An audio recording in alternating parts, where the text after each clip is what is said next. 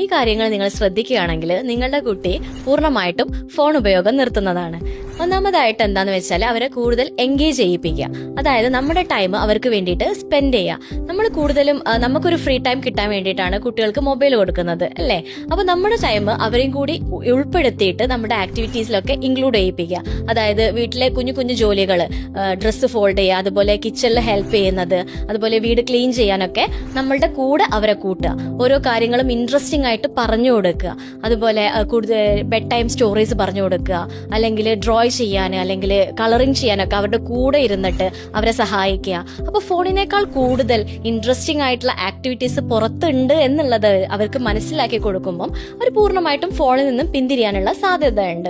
പിന്നെ അവർക്ക് മനസ്സിലാക്കി കൊടുക്കുക, കുഞ്ഞുങ്ങൾക്ക് ഒരിക്കലും ഫോൺ കാണാൻ പാടില്ല, അതിന്റെ സൈഡ് എഫക്ട്സ് എന്തൊക്കെയാണ്, ദൂഷ്യഫലങ്ങൾ എന്തൊക്കെയാണെന്നുള്ളത് അവർക്ക് പറഞ്ഞ് മനസ്സിലാക്കി കൊടുക്കുക. എത്ര വാശി പിടിച്ചാലും ഫോൺ തരില്ല എന്നുള്ളത് അവർക്ക് മനസ്സിലാവണം. എങ്കിൽ ഒരിക്കലും അവർ ഫോണിന് വേണ്ടിയിട്ട് വാശി പിടിക്കില്ല. പിന്നെന്ന് വെച്ചാൽ അവർക്ക് 1 വയസ്സ് വരെ കുഞ്ഞുങ്ങൾക്ക് ഒരു കാരണവശാലും നമ്മൾ സ്ക്രീൻ അലോ ചെയ്യാൻ പാടില്ല. ഒരു 5 വയസ്സിന് മുകളിലുള്ള കുഞ്ഞുങ്ങൾക്ക് വളരെ കുറഞ്ഞ ടൈമിൽ ഒരു ഹാഫ് ആൻ അവറിൽ ഡെയിലി നമുക്ക് സ്ക്രീൻ ടൈം അലോ ചെയ്യാം. അത് ഒരിക്കലും ഫോൺ കൊടുക്കാൻ പാടില്ല.